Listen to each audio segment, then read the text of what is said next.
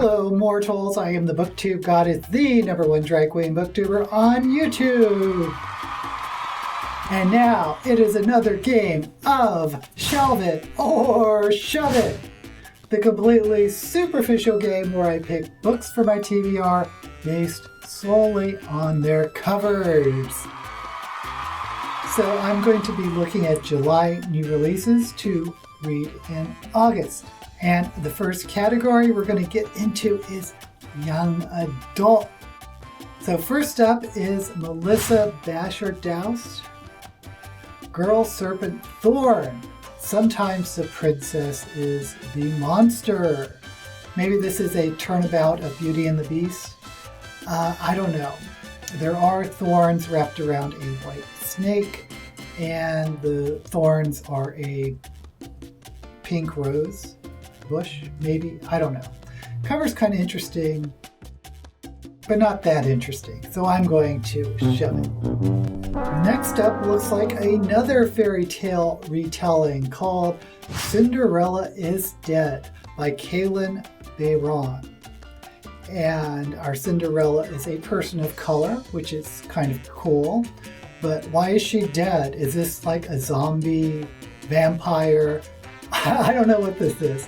I am intrigued. The cover is very intriguing with the princess, I assume the princess, looking over her shoulder, and it looks like she's in a dark forest. So I'm going to shelve it. And then there is The Damned by Renee Audier. I'm so sorry if I mess up these authors' names, but I do what I can. #1 New York best-selling author, and there is a skull, and it looks like it's the center of a floral arrangement. I don't know. I'm not really feeling it. I'm going to show it. Next up is Extraordinaires by TJ Cloon. Some people are extraordinary, and some are just extra. I know, I love the blurb.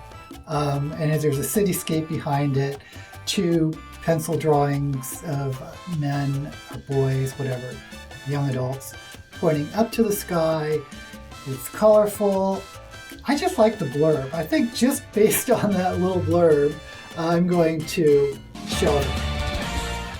Next up is Burn Our Bodies Down by Rory Power. And apparently he's the author of The Wilder Girls, which I have not read The Wilder Girls, but I heard it was very good. So I have a feeling this is going to be one of the booktube favorite, maybe. I would rather read The Wilder Girls because I've heard about that, haven't heard about this, and the cover, Burn Our Bodies Down. I don't know. I'm going to show it. Next up is children's book. And when I choose from children's books, I really am only looking at middle grade books. First up is Muse Squad, The Cassandra Curse by Chantal Acevedo. There is a group of diverse kids on the cover behind a cityscape. It's kind of cartoony, but the font looks very Greek. So, Muse Squad are these Greek gods. Is there a Percy Jackson type twist to it? I don't know. I'm going to shove it, simply because I don't know enough about it, and I'm not sure from the cover if this is actually a fantasy or a Hardy Boys type mystery, a group of teen detectives called the Muse Squad. I don't know, but I'm going to pass this time. And next up is Something to Say by Lisa Moore-Rami. Looks a little young for me. Author of A Good Kind of Trouble. Don't know that book either. I'm going to show it. Next up is a picture book, The Halloween Little Monster by Helen Ketterman and Bonnie Lake. It looks like a picture book, so I'm going to show it. Next up is The Mysterious Messenger by Gilbert Ford. The cover is pretty. I think it's pretty. But I have no idea what it's about, so I'm going to shove it. Next up, Shirley and Jamila, Save Their Summer by Gillian Gertz. Looks a little young for me. I'm going to shove it. Now we move on to science fiction. Our first book is Axios End by Lindsay Ellis, which looks a little disturbing because the Earth looks like it's coming apart. There is a long little blurb, which I can't read. Boy, that's hard to read. Anyway, just based on the cover, I think I'm going to shove it. Next up is Mallory by Josh Malerman, the sequel to the global sensation Bird Box. I did see the show on Netflix, but I haven't read it, so I'm not really interested in the sequel. I'm going to shove it. Next up is going to probably be a booktube favorite because it's Hank Green. And this is A Beautifully Foolish Endeavor, which I believe is a sequel to a book that I have read, which was a truly remarkable thing, something like that. And I hope I'm getting it right with the mysterious samurai statues, which was kind of literary. And when I say literary, there's something about some books that have sort of a dreamlike quality. It's hard to describe, but you get it from like Vonnegut or David Foster Wallace or Gene Wolfe. There's something dreamlike about the quality of the story and writing. And I enjoyed it, so I'm going to shelve it. Next up, Trouble the Saints. Trouble the Saints by Alea Dawn Johnson. It looks like a greeting card.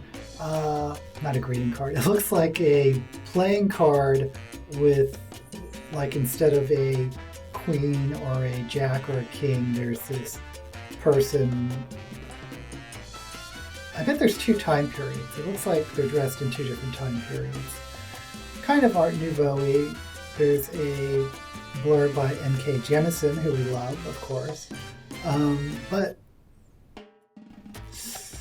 I'm kind of not feeling the cover. It's going to either be about parallel realities or time travel, which I'm just going to shove it, just based on the cover. Finally, in science fiction, Afterland, a novel by Lauren Bukes. The author of The Shining Girls. Have not read it. And there's a quote by Stephen King, scary as hell and hypnotic. I couldn't put it down. I'd grab it if I were you. That's a pretty strong review by Stephen King. Does not look like a horror novel. Could be. In this, at least in Goodreads, they put horror in weird places. Sometimes, it might be in science fiction or fantasy. The Monster of Eldenhaven is definitely a horror novel, but it was in fantasy, and I've seen it show up in general fiction. So this could be a horror novel. I don't know. The cover is a upside down orchid and against a blue sky with clouds. There's a pink border. I'm going to shove it. Next up is an author I know, Jim Butcher, Peace Talks, another Dresden Files novel. Hey, did any of you actually watch the Dresden Files series when it came out? It was a long time ago.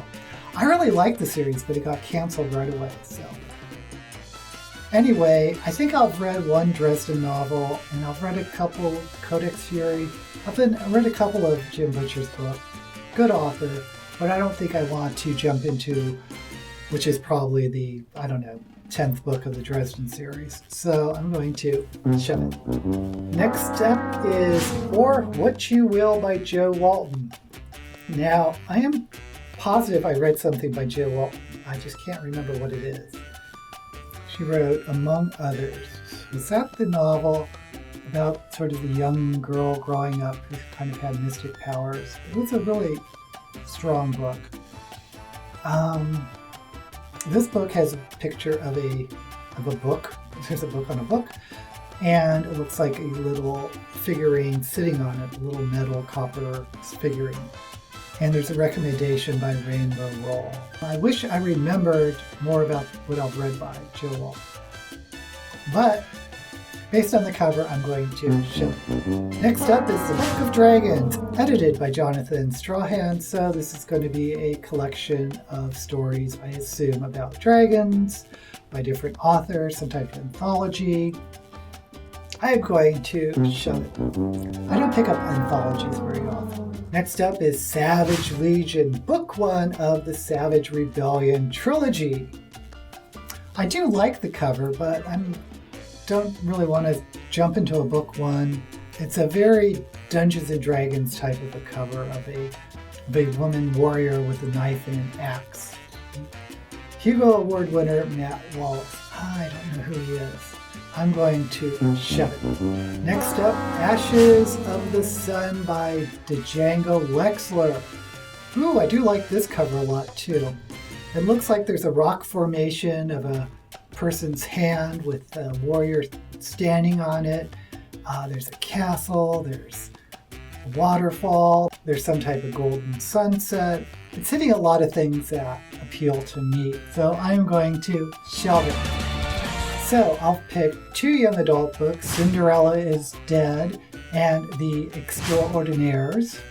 I did not pick any middle grades. Science fiction, I did A Beautifully Foolish Endeavor by Hank Green.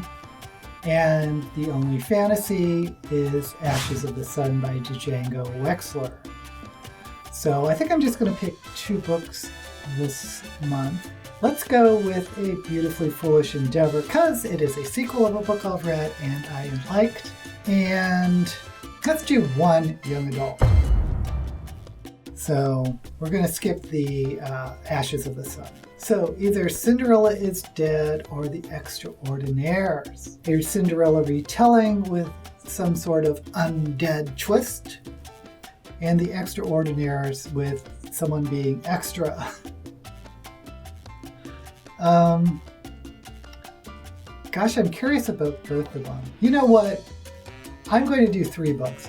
I'm going to do the Hank Green, and I'm going to do both of these young adult books. Cinderella is Dead and The Extraordinaires.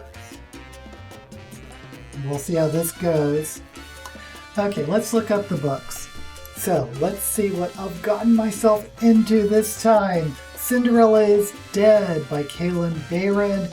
It's 200 years after Cinderella found her prince. But the fairy tale is over. Teen girls are now required to appear at the annual ball where the men of the kingdom select wives based on a girl's display of finery.